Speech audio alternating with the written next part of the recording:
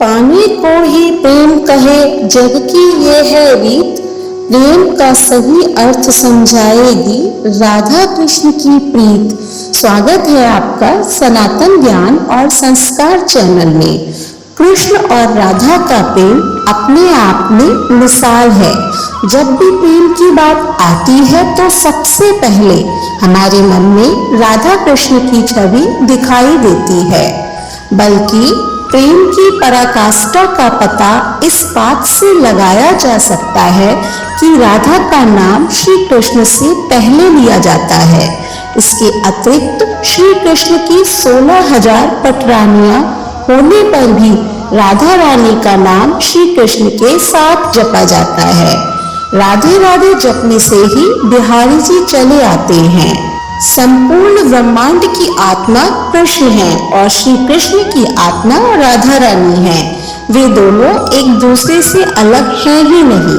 भगवान श्री कृष्ण जब राधा रानी से इतना प्रेम करते थे और राधा भी जब भगवान श्री कृष्ण से बहुत प्रेम करती थी, तो क्यों नहीं किया श्री कृष्ण ने राधा रानी से विवाह। आपके मन में भी इस तरह के प्रश्न उठते होंगे और अगर आप ये जानना चाहते हैं तो वीडियो के अंत तक जरूर बने रहें। शास्त्रों में इस संबंध में कई तरह की धारणाएं प्रचलित हैं। कोई कहता है राधा कोई और नहीं, श्री कृष्ण का ही एक रूप है। स्कंद पुराण में श्री कृष्ण को आत्मा राम कहा गया है, अर्थात जो अपनी आत्मा में ही रमण करते हुए आनंदित रहता है, उसे किसी अन्य की आवश्यकता ही नहीं आनंद के लिए। उसकी आत्मा तो राधा ही है, अतः राधा और कृष्ण को कभी अलग नहीं कर सकते। फिर विवाह होने और बिछड़ने का तो सवाल ही नहीं उठता। श्री कृष्ण ने ही खुद को 2 रूपों में प्रकट किया है। ये भगवान का एक मनोरूप है। पुराणों में उनके इस रूप को रहस्य, आध्यात्म और दर्शन से जोड़कर देखा गया है। एक अन्य कथा के अनुसार ब्रह्मा वैवर्त पुराण में एक पौराणिक कथा मिलती है। श्री कृष्ण राधा के साथ गोलोक में रहते थे। एक बार उनकी अनुपस्थिति में श्री कृष्ण अपनी दूसरी पत्नी विरजा के साथ घूम रहे थे। तब राधा आ गई। वे विरजा पर नाराज होकर वहां से चली गईं। श्री कृष्ण के सेवक और मित्र श्री रामा को राधा का यह व्यवहार ठीक नहीं लगा और वे राधा को भला बुरा कहने लगे। राधा ने क्रोधित होकर श्री रामा को अगले जन्म में शंखचूड़ नामक राक्षस बनने का श्राप दे दिया। इस पर श्री रामा ने भी उनको पृथ्वी लोक पर मनुष्य रूप में जन्म लेकर 100 वर्ष तक कृष्ण बिच्छुओं का श्राप दे दिया। राधा को जब श्राप मिला था तब श्री कृष्ण ने उनसे कहा था कि तुम्हारा मनुष्य रूप में जन्म तो होगा, लेकिन तुम सदैव मेरे पास रहोगी। यही कारण है राधा और श्री कृष्ण का बचपन में बिछोह हो गया था। रामचरितमानस के बालकांड के अनुसार भी एक बार विष्णु जी ने नारद जी के साथ छल किया था। उन्हें खुद का स्वरूप देने के बजाय वानर का स्वरूप दे दिया था।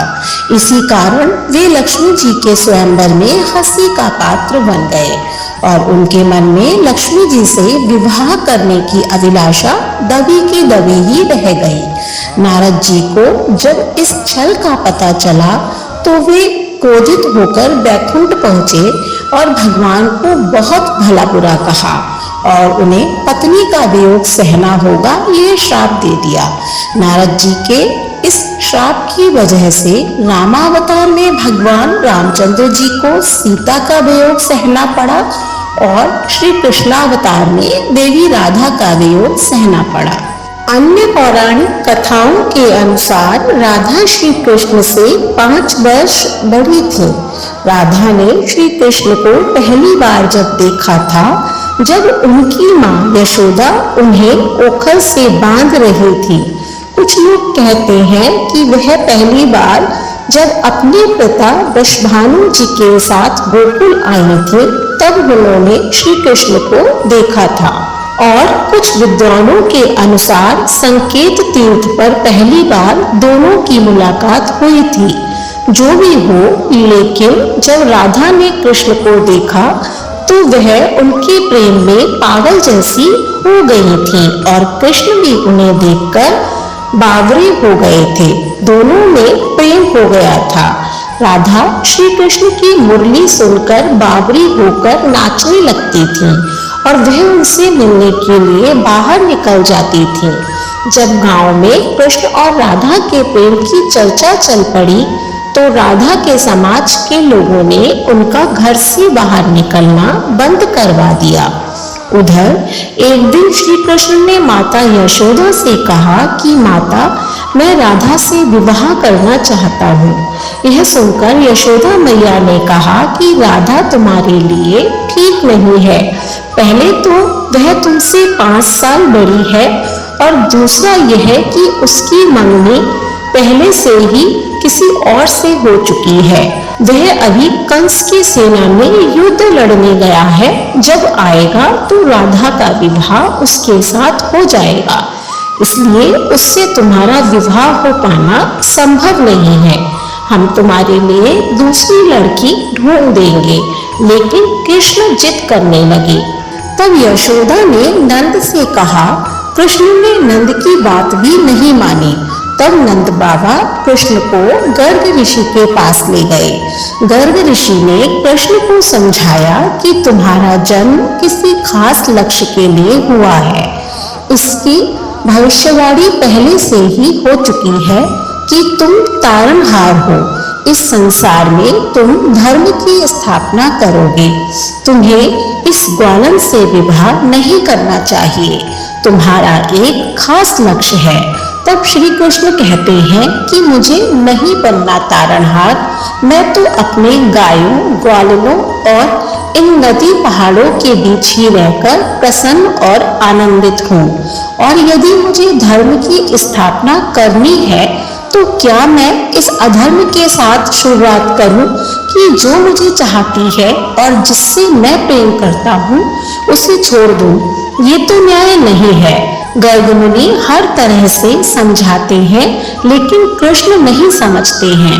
तब गर्ग मुनि उन्हें एकांत में ये रहस्य बता देते हैं कि तुम यशोदा और नंद के पुत्र नहीं बल्कि देवकी और वसुदेव के पुत्र हो और तुम्हारे माता पिता को कंस ने कारागार में डाल रखा है। यह सुनकर श्री कृष्ण कुछ भी कहने की स्थिति में नहीं रहते हैं और फिर उन्होंने कहा, कृपया मेरे बारे में कुछ और बताइए। तब गर्ग मुनि ने कहा कि नारद ने तुम्हें पहचान लिया है और तुमने अपने सभी गुणों को प्रकट कर दिया है।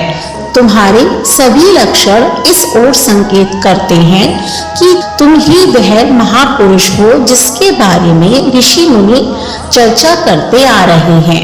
यह सुनकर श्री कृष्ण चुपचाप उठ जाते हैं और गोवर्धन पर्वत की सबसे ऊंची चोटी पर जाकर अकेले आकाश की ओर देखने लगते हैं। वे दिन भर वहीं रहते हैं और सूर्यास्त के समय ज्ञान को उपलब्ध हो गए। बस इसी के बाद उनकी दिशा और दशा बदल गई और बाद में वह मथुरा चले गए और फिर उन्होंने कंस का वध किया और इधर राधा जी का विवाह यशोदा के भाई नारायण से हो गया।